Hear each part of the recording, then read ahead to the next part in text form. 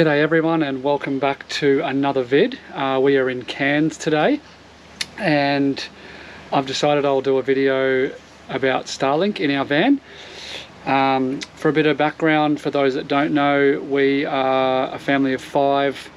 We're about 5 months into travelling around Australia, and we installed Starlink on our van so that we can both work remotely without relying on, good old Optus and Telstra cell reception.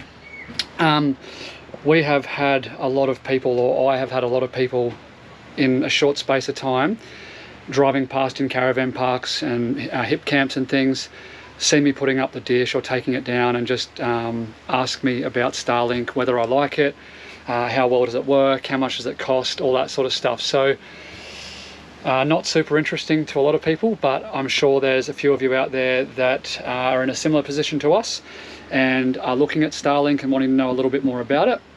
So I thought, we've been using it for a while, got a little bit of input, happy to throw out some thoughts and feedback on it. Hopefully it helps to make your decision a little bit easier. So let's jump into it. Okay, so with the Starlink RV option, which is what we have, you basically get in your kit, you get a dish that goes outside, needs clear view of the sky so you can get good internet. You also get a very long cable that connects your dish to your modem, and then you have the modem. So it's pretty portable the way they designed it. I'll throw a few pictures up and things of, I guess, how most people use it. It basically comes with a little stand, and the idea is you set it up outside somewhere near your van where you have clear view of the sky, and then you plug it into your modem, turn the power on. Takes about 15 minutes to calibrate and figure out where it is, and then starts providing you with high-speed internet. So I decided not to go with that option. I didn't want to be putting the dish on the ground or anywhere else temporarily. I really wanted it to be somewhere that I could just basically plug into. I didn't want on the ground, one, because I have little kids, two, because I'm worried about someone tripping over it or someone nicking it. You just don't know. So I actually decided to buy a separate bracket from the Starlink website, which I will pop in the description, and I'll post a little photo on the vid here so you can see it. It's called a pivot mount. I'll talk more about that in a minute, but for now I'm just going to show you what I've done inside, and then we can jump outside and I'll show you out there. Okay, so in my van, our standard 12-volt management system is in this cupboard, or was in this cupboard. This has been updated and things to lithium and inverters, but I'm not going to go into that on this video.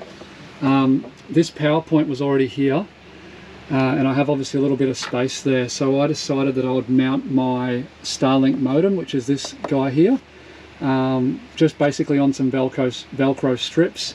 It still moves around a little bit, but I've found it to be fine so far in our travels. No major amount of off-road stuff, but I mean, if I need to secure it a little bit more, I can.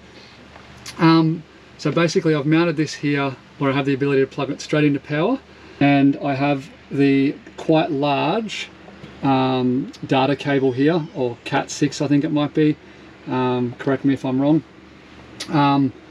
That runs from the modem up onto the roof where the dish is permanently mounted, well, the bracket is permanently mounted. So I was able to feed the cable just through a little hole in the back of the cabinet there. There is a false section behind this cabinet that feeds into here, and then I actually drilled a hole from the roof down into the cavity and fed that cable through there. So basically what you're seeing there now, it stays there. I don't change anything around. I'll jump outside now and I'll give you a look at what that's all about. Alright, so we're up on the roof now. That cabinet that we were just looking in before is directly below this section of the roof. So what I actually decided was, I drilled, I don't know, I think it was close to a 24 mil hole straight through the composite roofing. It's the composite roofing was about 30 mil thick. I drilled that hole big enough so that the plug end of the cable could fit through there, and then I installed this little grommet, or whatever it's called, into the roof, which has a waterproof rating. I did seal around the outside of it, so that obviously just to really ensure that it doesn't leak. And then obviously just a little bit extra silica on the top there. So this is the pivot mount that I was talking about. I've basically just glued it directly to my roof. So my particular van, being a Crusader, having a composite roof, we didn't have the option of having framing or any channeling running through the roof for me to screw this into. So I spoke to the local caravan repair guy that we take our van to, and he just said he agreed with me. I used a really strong construction adhesive to glue this down that I use for work, and we've got no issues with that moving around. It's been up there for almost 6 months now, and yeah, it's, you know, there's not a lot of pressure on it. It's just holding a dish on the roof. When we travel, I do take this off. So this just unclips from here and comes out like so. So that cable just slides out, and the dish then gets stored on our bed while we travel. I have tried driving with it left up here, and what I found was it actually, when we got to our new destination, it had changed position a little bit.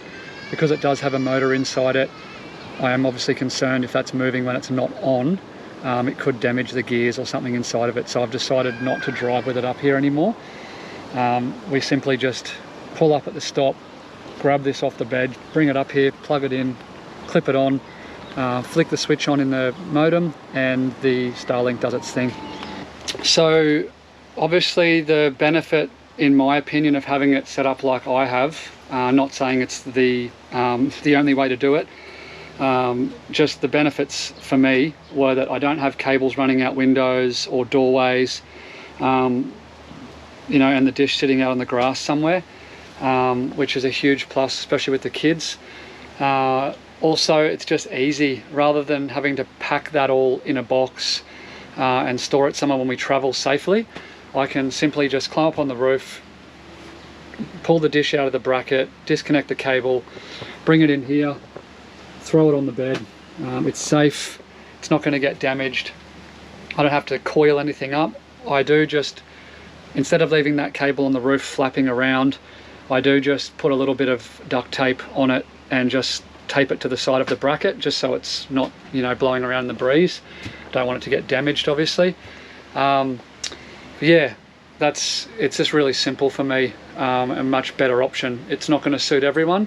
The downsides of the way that I've done it, as I mentioned earlier, Starlink does need a clear view of the sky to give you high speed, low latency internet.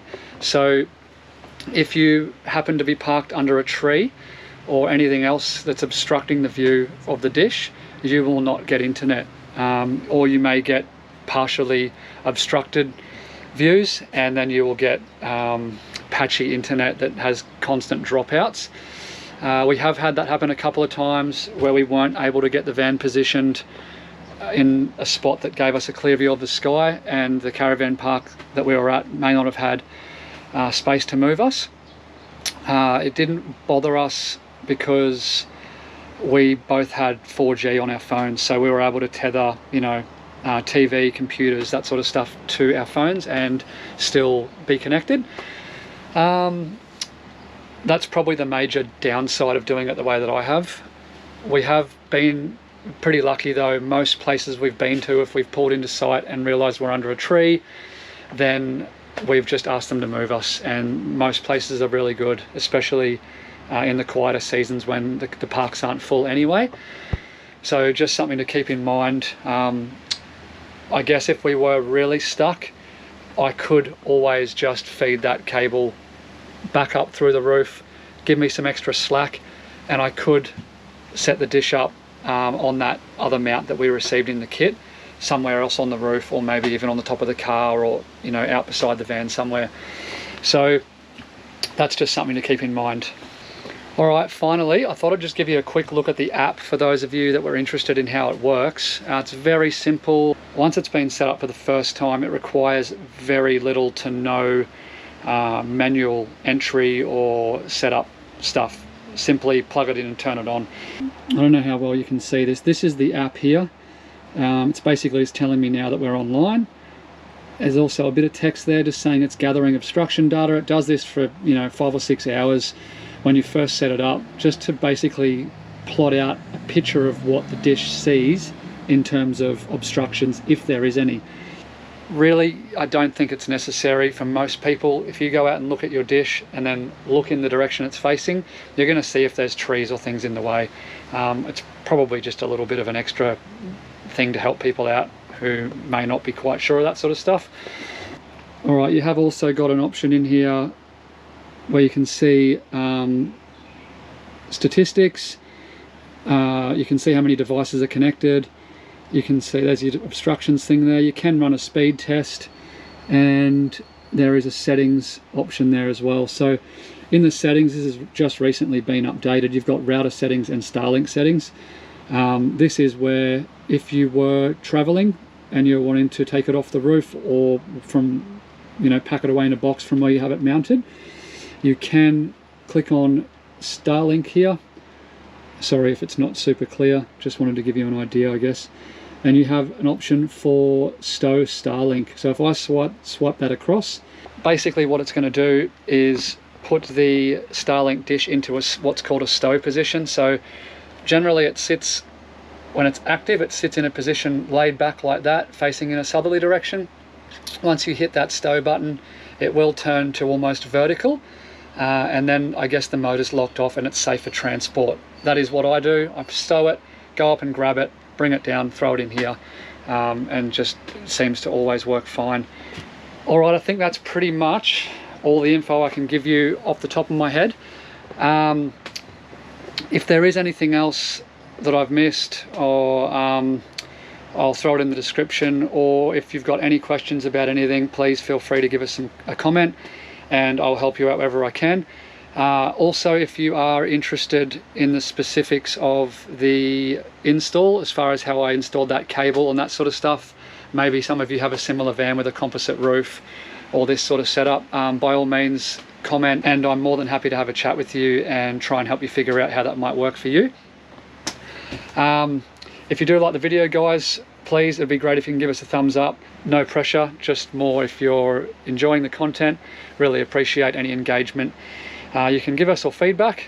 Other than that, thanks for watching, and I'll see you on the next one.